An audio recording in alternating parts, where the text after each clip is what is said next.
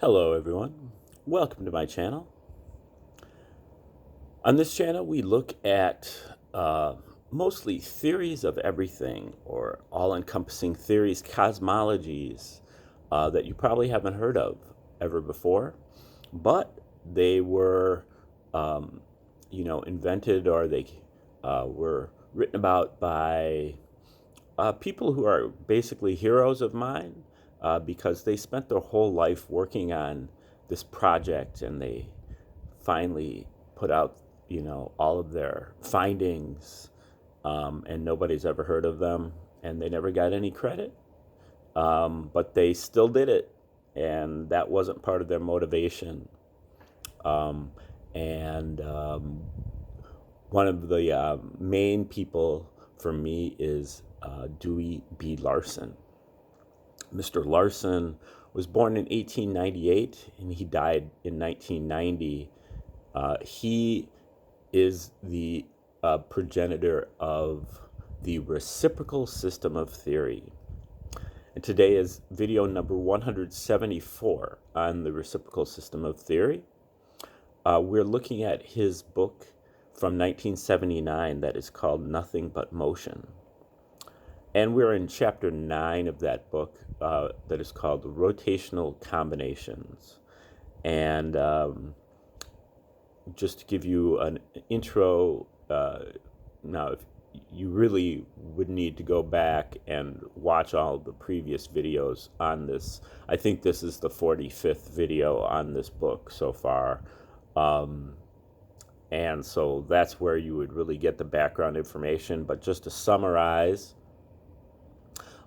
in Mr. Larson's universe, we have what he calls a universe of motion. The universe is not made out of matter, it's not made out of energy, but it is made out of motion. And motion is the relationship between space and time. This sets up a generalized reciprocal relationship between space and time, hence the reciprocal system of theory. Space and time are basically reciprocals of each other. They have the same qualities. In particular, they have their coordinate aspects. They both come in 3 or more dimensions, like XYZ coordinates in space. And they both also have their progressing aspects, which is a scalar motion, a motion that has a magnitude, but it has no direction. And you would view this, or picture this, model this as taking a balloon and putting some dots on it with a magic marker. If you blew up the balloon, all of the dots would be moving away from each other. This is an outward scalar motion. Then if you sucked in the balloon, all of the dots would be moving toward each other, but in no particular direction or in all directions. And that is an inward scalar motion.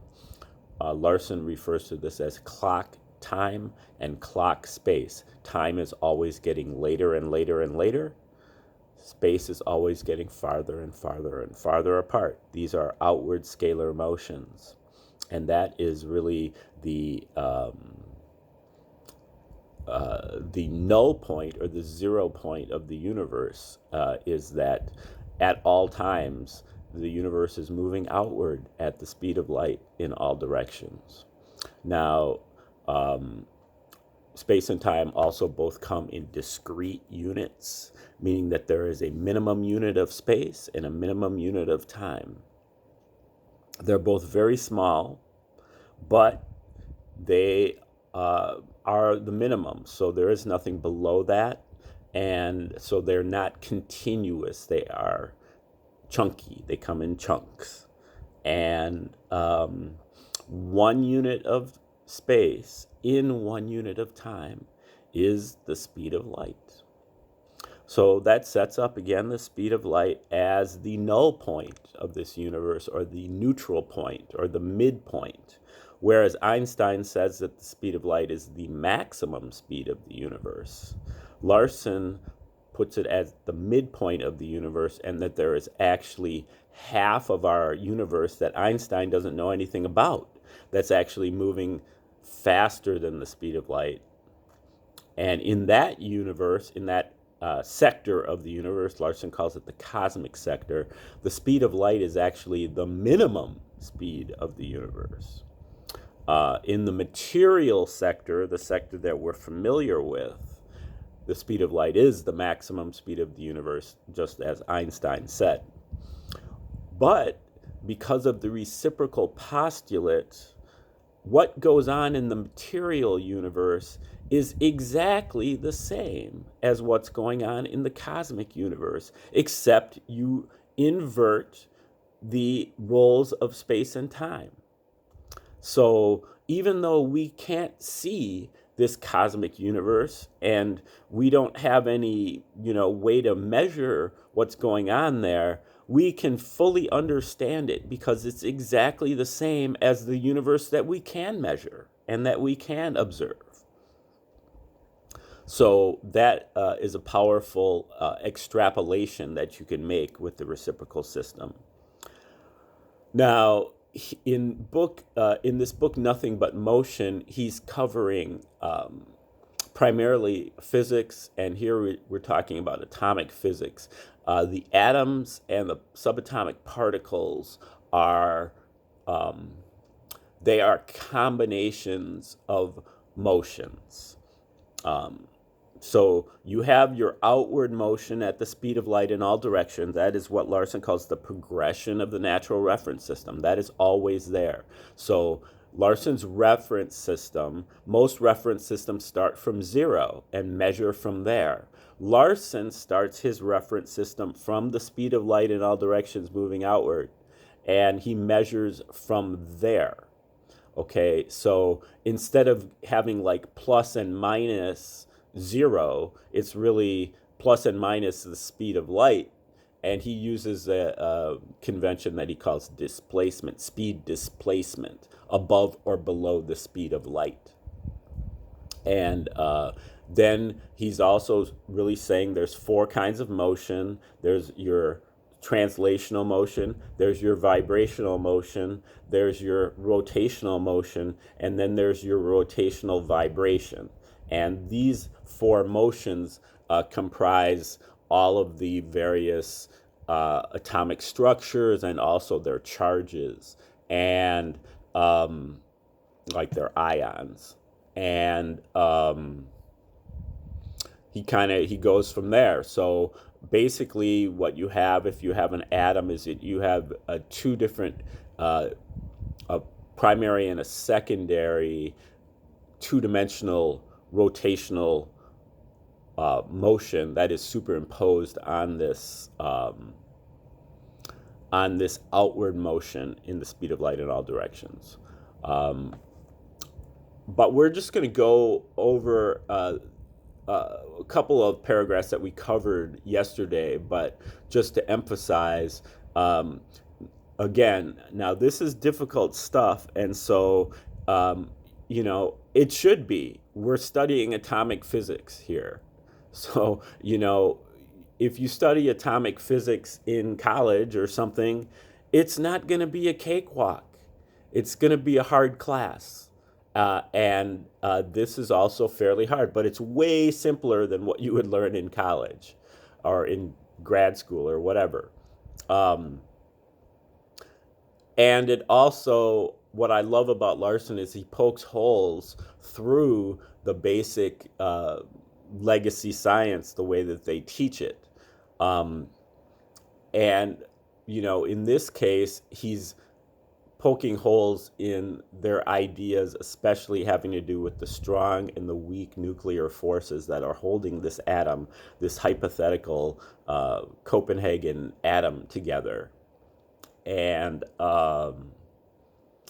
so we'll let Larson start here and go from there. One of the most significant results of the new concept of the structure of atoms and particles that has been developed from the postulates of the reciprocal system is that it is no longer necessary to invoke the aid of spirits or demons or their modern equivalents, mysterious hypothetical forces of a purely ad hoc nature, to explain how the parts of the atom hold together. There is nothing to explain, because the atom has no separate parts. This is his atom. Larson's atom has no separate parts. It is one integral unit, and the special and distinctive characteristics of each kind of atom are not due to the way in which separate parts are put together, but are due to the nature and magnitude of the several distinct motions of which each atom is composed.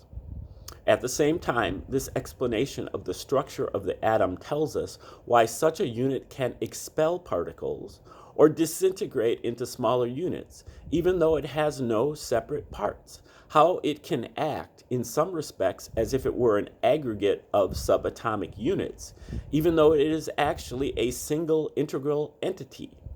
Such a structure can obviously part with some of its motion or absorb additional units of motion without in any way altering the fact that it is a single entity, not a collection of parts. When the pitcher throws a curveball, it is still a single unit. It is a baseball, even though it now has both a translational motion and a rotational motion, which it did not have while still in his hand. We do not have to worry about what kind of force holds the rotational part, the translational part, and the horsehide covered nucleus together. There has been a general impression that if we can get particles out of an atom, then there must be particles in atoms. That is, the atom must be constructed of particles. This conclusion seems so natural and logical that it has survived what would ordinarily be a fatal blow, the discovery that the particles which emanate from the atom in the process of radioactivity and otherwise are not the constituents of the atom. That is, they do not have the properties which are required of the constituents. Furthermore, it is now clear that a great variety of particles that cannot be regarded as constituents of normal atoms can be produced from these atoms by appropriate processes. The whole situation is now in a state of confusion. As Werner Heisenberg commented, quote, "Wrong questions and wrong pictures creep automatically into particle physics and lead to developments that do not fit the real situation in nature." Now, if I recall, this prompted Heisenberg to really say that all of these different concepts that we have to try to understand the atom, they are meaningless. The only thing that's actually meaningful is that the actual numbers that you get out of it. So he's saying that there are no concepts. It's just the numbers. The concepts are not relevant. That's a man who's desperate, to me. As a man who's desperate to come hold on to their understanding or lack thereof of atomic physics. Okay, moving on. It is now apparent that all of this confusion has resulted from the wholly gratuitous but rarely questioned assumption that the subatomic particles have the characteristics of parts. That is, they exist as particles in the structure of the atom. They require something that has the nature of a force to keep them in position, and so on. When we substitute motions for parts, in accordance with the findings of the reciprocal system, the entire situation automatically clears up. Atoms are compound motions. Subatomic particles are less complex motions of the same general character, and photons are simple motions. An atom, even though it is a single unitary structure without separate parts, can eject some of its motion or transfer it to some other structure. If the motion which separates from the atom is translational, it reappears as translational motion of some other unit. If it is simple linear vibration, it reappears as radiation. If it is a rotational motion of less than atomic complexity, it reappears as a subatomic particle. If it is a complex rotational motion, it reappears as a smaller atom. In any of these cases, the status of the original atom changes according to the nature and magnitude of the motion that is lost. The explanation of the observed interconvertibility of the various physical entities is now obvious. All of these entities are forms of motion or combinations of different forms. Hence, any of them can be changed into some other form of combination of motion by appropriate means. Motion is the common denominator of the physical universe. And that's the end of chapter 9. Chapter 10 is called Atoms. And we'll start right now. In some respects, the combinations of motions with greater rotational displacement, those which constitute the atoms of the chemical elements, are less complicated than those with the least displacement, the subatomic particles. And it will therefore be convenient to discuss the structure of these larger units first. Okay, so we're going to have a chapter on atoms, and then after that, we're going to have a chapter on subatoms. Geometrical considerations indicate that two photons can rotate around the same central point without interference if the rotational speeds are the same, thus forming a double unit. The nature of this combination can be illustrated by two cardboard discs interpenetrated along a common diameter c. And I would say it's important to kind of do these visualizations, even if you have to really slow down to do them and go back and listen to it over and over again to kind of grasp what he's talking about when he does these little visualizations. Two cardboard discs interpenetrated along a common diameter c. The diameter A perpendicular to C in disk A represents one linear oscillation, and the disk A is the figure generated by a one-dimensional rotation of this oscillation around an axis B perpendicular to both A and C. So he's bringing in this XYZ coordinates, three axes that are perpendicular to each other. Rotation of a second linear oscillation represented by the diameter B around axis A generates the disk B.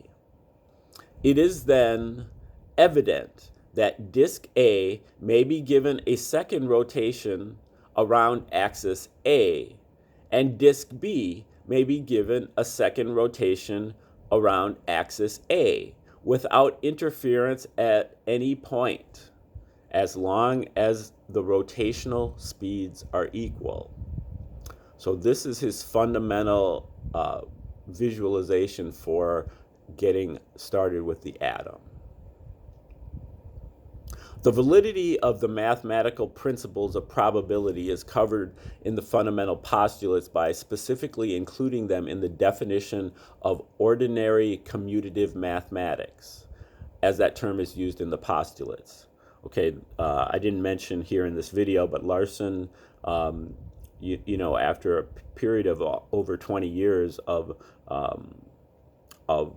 using inductive reasoning to understand his going from specific to general to understand how his universe of motion was constructed, finally came up with his two fundamental postulates. The first of them is the more important, and that basically says the universe is made out of motion. Motion is the relationship between space and time. Space and time both have their coordinate aspects and their scalar progressing aspects, and they both come in discrete units. But the second, that's not quoting it, that's just my summary of it. And then the second postulate is that the universe conforms to the relations of ordinary commutative mathematics, which he's saying include the principles of probability. Okay, in the ordinary commutative mathematics, its magnitudes are absolute and its geometry is Euclidean. Euclidean geometry is the XYZ coordinates, three axes that are perpendicular to each other. Now, that postulate has been questioned and thrown away by some of his followers after he died, including Dr. Bruce Perret, who also recently passed away. He was one of the greatest kind of people who extended Larson's theory and made some corrections to it. Larson admitted that for Larson, the theory itself is correct. Whether I have applied the theory correctly in every instance is a different matter, and I may have made some mistakes in my applications. Those would become clear over time because the whole system is integrated. It is a one system. And so if there's a mistake in one area, it's going to show up in another area eventually. And so Larson did make some mistakes, including having to do with the photon and also having to do with the geometry of the universe, which Perret now says is projective geometry, of which Euclidean geometry is just a subset. So the Euclidean geometry part isn't wrong, it's just not complete.